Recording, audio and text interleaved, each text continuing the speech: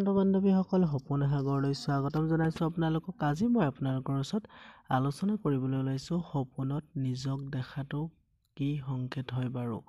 যিকোনো অৱস্থাত যদি আপুনি সপোনত নিজক দেখে বা হাঁহি ফূৰ্তি কৰি থকা বা ক'ৰবাত গৈ থকা বা বহি থকা মন মাৰি থকা এনেকুৱা অৱস্থাবোৰত যদি আপুনি নিজকে দেখিছে, তেতিয়াহ'লে ই কিহৰ সংকেত হয় তাৰ বিষয়ে আলোচনা কৰিম।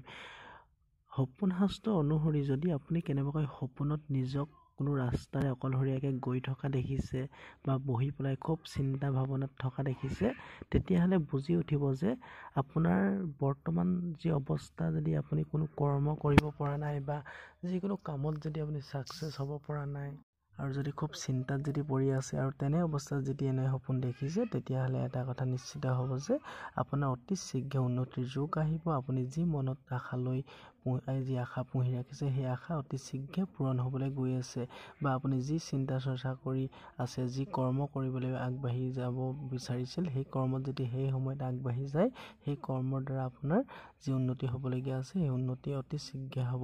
আৰু যদি আপুনি কেনেবাকৈ কোনো ৰাস্তাৰে অকলে দৌৰি গৈ আছে, তেতিয়াহ'লে ই এটা বহুত সৌভাগ্য সপোন হয়। এনে সপোন দেখিলে আপোনাৰ ছাকচেছ অতি শীঘ্ৰে হাতলৈ আহিব। আপুনি কিবা নতুন কৰ্ম হাতত পাব পাৰে বা আপোনাৰ ওচৰলৈ আহিব পাৰে, অফাৰ আহিব পাৰে, নতুন কামৰ আহিব পাৰে, নতুন আপোনাৰ নিজৰ জীৱনৰ লগত হওক বা আপোনাৰ পৰিবাৰৰ লগত হওক বা নতুনত্ব কিবা ঘৰলৈ আহিব পাৰে, বা নতুন কিবা কৰ্মৰ দ্বাৰা আপুনি টকা পইচা অৰ্জন অধিক কৰিব পাৰে, বা এনেকুৱা সুখবৰ আপুনি বিচাৰি পাব। এনেকৈ যদি নিজে যদি আপুনি দৌৰা দেখে আৰু নিজকে যদি আপুনি খুব বেছি মানুহৰ মাজত যদি থকা দেখে আৰু যদি আপুনি অকলশৰীয়া অনুভৱ কৰে, তেতিয়াহ'লে এটা কথা বুজি উঠিব যে আপুনি যি কাম কৰিছে, কামত আপুনি আৰু জোৰ দিব লাগিব, যে সিহঁতৰ লগ পাবলৈ বা সেই কৰ্মত আপুনি উন্নতি পাবলৈ বা আপুনি যি ফল আশা কৰি আছে, সেই ফল পাবলৈ হ'লে সেই সময়ত আপুনি আৰু অলপ কষ্ট কৰিব লাগিব।